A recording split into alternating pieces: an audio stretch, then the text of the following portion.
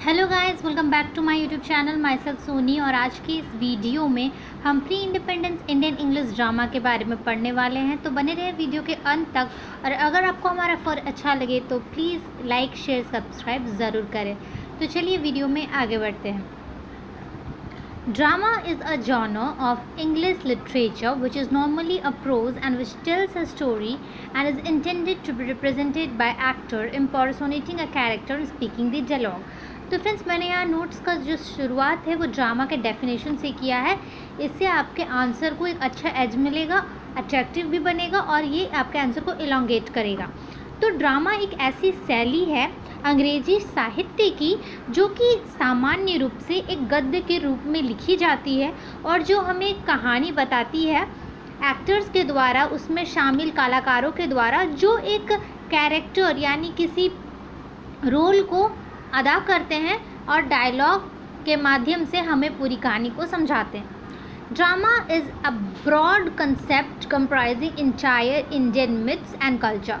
तो हम कह सकते हैं कि ड्रामा एक बहुत ही बड़ा कंसेप्ट, बहुत ही विस्तृत कंसेप्ट है जो पूरा का पूरा इंडियन मिथ्स और कल्चर के बारे में बताता है, यानी इंडियन किस्से और यहाँ के सभ्यताओं के बारे में बताता है। तो अब हम इसके ओरिजिन और थोड़े से हिस्टोरिकल बैकग्राउंड के बारे में भी जान लेते हैं। तो the drama written and publish before independence is called pre independence Indian English drama. तो वैसे नाटक जो कि आज़ादी से पहले लिखे या प्रकाशित हुए अंग्रेज़ी में, उसे हम pre independence Indian English drama कहते हैं। तो drama in India is older then in the western. तो जो ड्रामा का इतिहास है, यानी जो नाटक लेखन की जो एक कला है, वो हमारे इंडिया में बहुत वर्षों से चली आ रही है और ये पुराना है किससे, वेस्टर्न स्टाइल से, वेस्टर्न सभ्यताओं से। The journey of the Indian drama begins with the Sanskrit play among which Natya Shastra is the older text of theory of the drama. तो अगर हम इंडियन ड्रामा की जर्नी के बारे में, इसकी यात्रा के बारे में जानें, तो इंडियन ड्रामा का जो यात्रा है वो संस्कृत प्लेज के साथ ही शुरू हो चुका था। यानी कि इंडिया में प्लेज लिखी जाती थी इन संस्कृत बहुत पहले से, जिसमें नाट्य शास्त्र जो है वो सबसे पुराना थ्योरी ऑफ ड्रामा है। तो ये तो बात हो गई कि ड्रामा इंडिया में कब से है, यानी कि तो वर्षों से इंडिया में है। लेकिन अब हम जानते हैं कि वो इंडिया में इंग्लिश लैंग्वेज में कब से और कैसे आई। However, Indian English drama dates back to the 18th century when British rule became stable in India.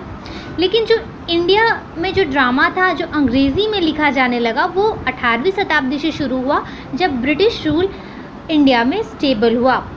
British brought with them the theatre, but during the initial decades of their rule, they could not present the English drama due to unawareness of Indians regarding English language.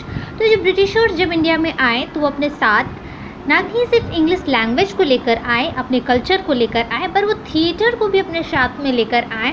पर क्या था कि जो शुरुआती दिनों में, शुरुआती समय में जब ब्रिटिशर्स यहाँ आए तो वो इंग्लिश ड्रामा को इंडिया में इतना प्रचलित नहीं कर पाए। कारण ये था कि इंडियंस इंग्लिश लैंग्वेज को इतना नहीं जानते थे, नहीं समझा करते थे।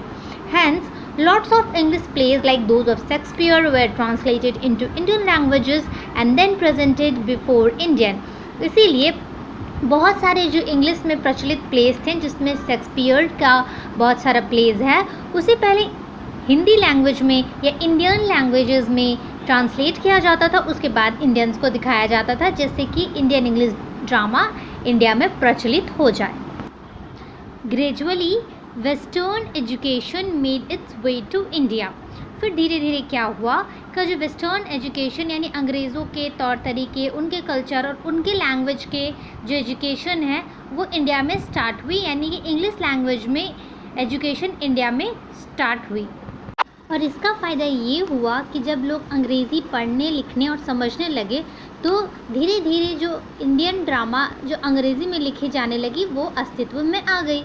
English drama in India was started by Krishna Mohan Banerjee with the persecuted in 1837। तो कहा जाता है कि जो इंडियन ड्रामा था जो कि अंग्रेज़ी में लिखा गया वो कृष्ण मोहन बैनर्जी जी ने लिखा था और उनके ड्रामा का नाम था द परसिक्वेटेड, जो 1837 में पब्लिश हुआ। So it was a social play dealing with the conflict between west and east. तो ये एक सामाजिक प्ले था जो कि वेस्ट एंड ईस्ट, यानी वेस्ट या ईस्ट मतलब जो ब्रिटिशर्स एंड ईस्ट इंडियंस के बीच के जो कॉन्फ्लिक्ट यानी टकराव को दिखाती थी। लेकिन ये प्ले लोगों को कुछ खास अपने तरफ आकर्षित नहीं कर पाई। इसीलिए the real beginning of English drama in India is this called civilisation by Michael Madhusudan Dutt in 1871। इसीलिए कहा जाता है कि जो इंडियन ड्रामा इन इंग्लिश और जो सच में शुरुआत हुआ वो माइकल मधुसूदन जी के द्वारा लिखा गया जो ड्रामा था इज़ दिस कॉल्ड सिविलाइजेशन से शुरू हुआ। और यही नोवेल जो थी ये लोगों को सच में अपनी तरफ, ये ड्रामा जो था ये लोगों को सच में अपनी तरफ अट्रैक्ट कर पाया और लोग इससे प्रभावित हुए। इसीलिए इस नोवेल के साथ सचमुच में इंडियन इंग्लिश ड्रामा का शुरुआत माना जाता है। तो आइए अब हम मेजर राइटर्स के बारे में भी जान लेते हैं। Rabindranath Tagore wrote primarily in Bengali, but almost all his plays were translated in English. तो जो रविंद्रनाथ टैगोर जी हैं वो वैसे तो बंगाली में लिखा करते थे अपने प्लेज, अपने ड्रामाज, बट उनके मोस्ट ऑफ द प्लेज जो थे उसे इंग्लिश में बाद में ट्रांसलेट कर दिया जाता था क्योंकि वो होते ही इतने अच्छे थे। His important plays are Chitra, The Post Office, Sacrifice, Chandlika and many more. All these plays represent Indian ethos and displays unique blend of simplicity and complexity. तो उनके जितने भी प्लेज थे वो इंडिया के एथोस यानी नेचर, यहाँ के इंडिया के कल्चर के बारे में दर्शाता था और ये भी दिखाता था कि किस तरह इंडियन का कल्चर में एक सिंप्लिसिटी भी है और कॉम्प्लेक्सिटी भी है। नेक्स्ट जो बहुत इम्पॉर्टेंट राइटर आ जाते हैं वो हैं श्री अरबिंदो घोष जी। Sri Aurobindo Ghosh, writing between 1890s to 1920s, was a major Indian English playwright. तो श्री अरबिंदो घोष जी जिन्होंने अपने लेख लिखे बिटवीन 1890s और 1920 के बीच में वो एक बहुत ही मेजर इंडियन इंग्लिश प्लेराइट थे। His dramatic geniuses is reflected through his 5 complete blank verse plays and 6 incomplete plays. तो उनका जो नाटकीय प्रतिभा है दैट इज़ ड्रामेटिक जीनियस वो हमें देखने को मिलता है उनके 5 पूर्ण किए गए blank verse play and 6 incomplete play. His complete plays are Perseus, the deliverer, Vasavadatta, Rodogune, the viziers of Bassora, the viziers of Bassora and Eric, The King of Norway. His incomplete plays are The Witch of Ilni Akab and Isarhaddon, The Maid and the Mill, The House of Brut, The Birth of Sin and The Prince of Edar. Another dramatist who made significant contribution to the growth of Indian English drama is Haridnath Chattopadhyay. तो जो दूसरे dramatist हैं जिन्होंने बहुत महत्वपूर्ण योगदान दिया Indian English drama के ग्रोथ के लिए वो है Harindranath Chattopadhyay ji. His collection of social plays contains the window, the parrot, the sentry's lanterns, the coffin and evening lamp. His collection of social plays are rather a melodramatic picture of cruelty inflicted by the capitalistic industrialist on poor laborers.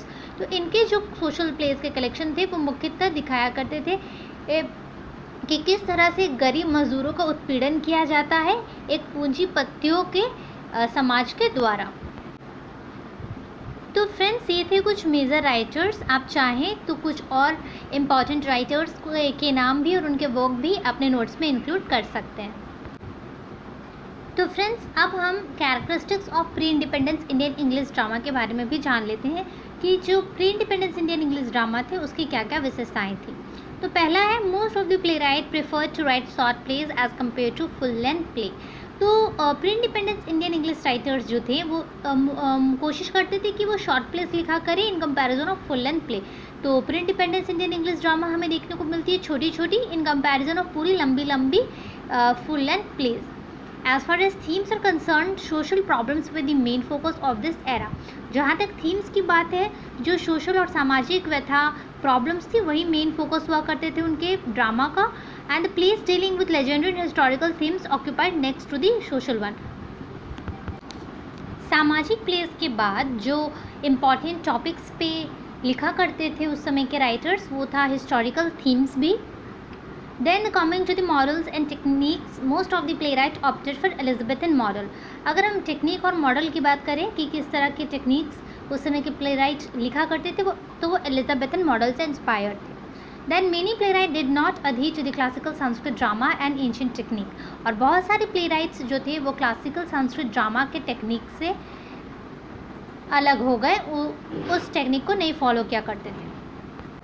तो friends ये था आज का video. अब इस video के बाद आपको करना ये है कि जिस तरह से नोट्स मैंने यहाँ बताया उसे एज इट इज़ आपको अपनी कॉपी में लिख लेना है और हो जाएगा आपका नोट्स रेडी।